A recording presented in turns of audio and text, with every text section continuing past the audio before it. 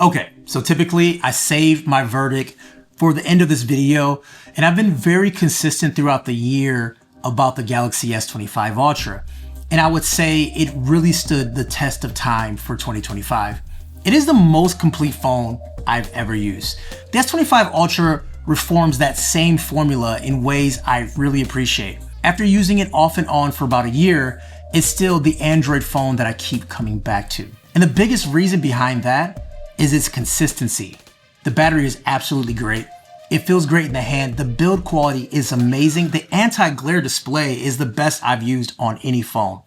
The camera system is really good. There isn't a part of the phone that it truly lacks, and that's why it's so easy to recommend for most people. On top of that, they've been really consistent with updates over the year, and those updates have actually helped. Battery life has improved over time, and even small reliability things like the camera launching properly has been fixed. So that is the reason I do rock the S25 Ultra off and on this whole year when I'm not reviewing another phone. That is where my Android SIM goes into. And right now, I'm not reviewing this phone, so you're gonna see it say Wi-Fi at the top, but trust me, I use this phone a lot. On an average day, I will get about 6 hours of screen on time, and I travel a lot with this phone because of the translation tools that are built into it. And also the zoom lenses are really great. I don't game a ton on this phone anymore because I'm usually using my Asus ROG. But when I did test it, performance is great with constant high frames per second in all the games that I test. But this phone is a little heavier than most phones that I've used, but I actually like it. It feels substantial. It feels like a massive brick. Is there something about this industrial, rugged feel that I enjoy in my hand?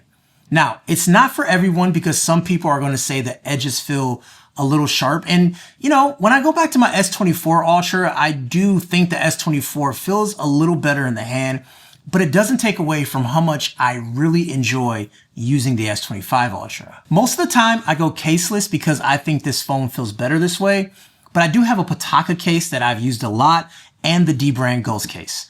They're not sponsoring anything on this channel, but I do have affiliate links if you want to pick those up. And the main reason I put, cases on this phone is to get the MagSafe compatibility for the accessories.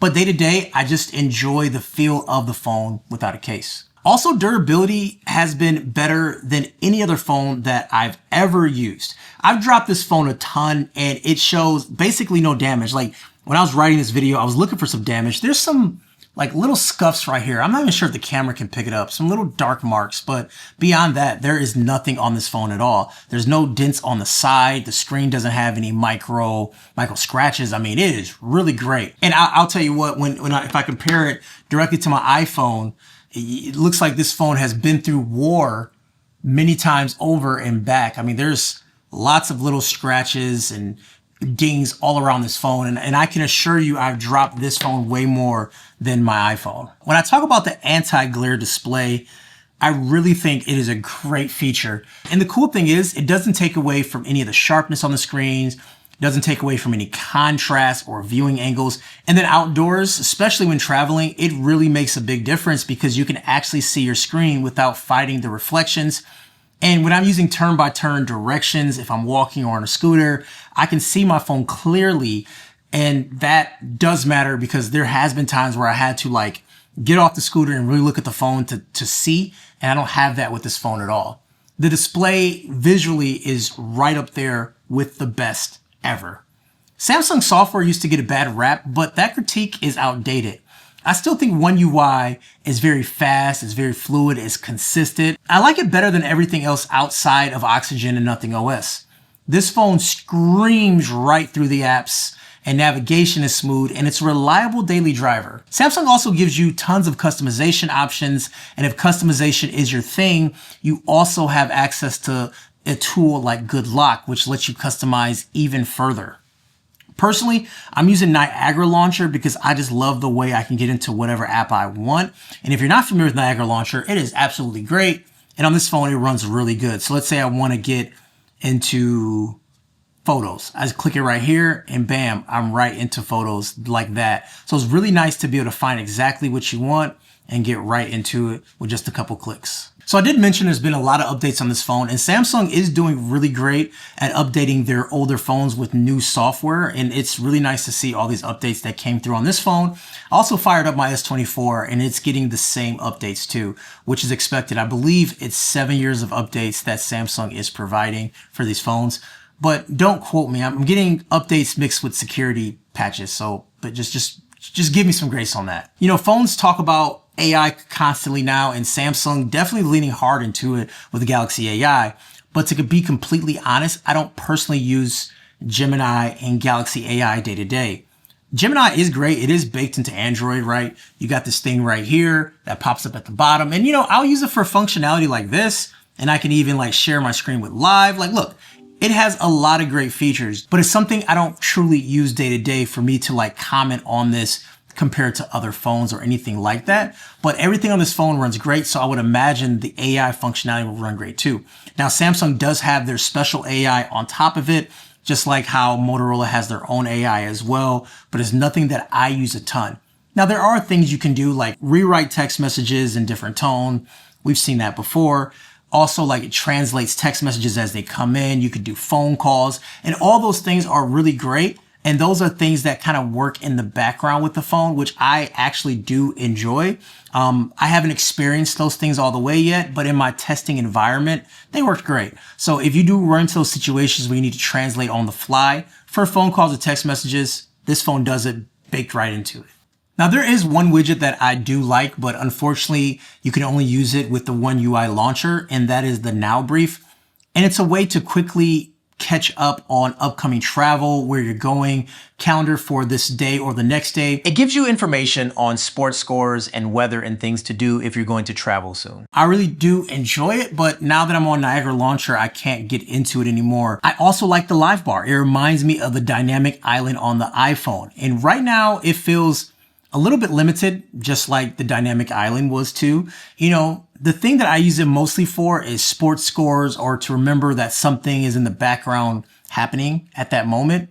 And for example, like I'm doing a voice recorder right here, and you can just see it right here at the very top of the screen. So you always know it's going on. Okay, so we got to talk about the camera system on this phone. You know, this camera system is very good, but it's not great. I would say most of the images you'll really enjoy, and it captures the moment great. Samsung does outdoor photos incredibly well. The sun pops, the colors are punchy, and the sky looks great. I mean, overall, the look is really good.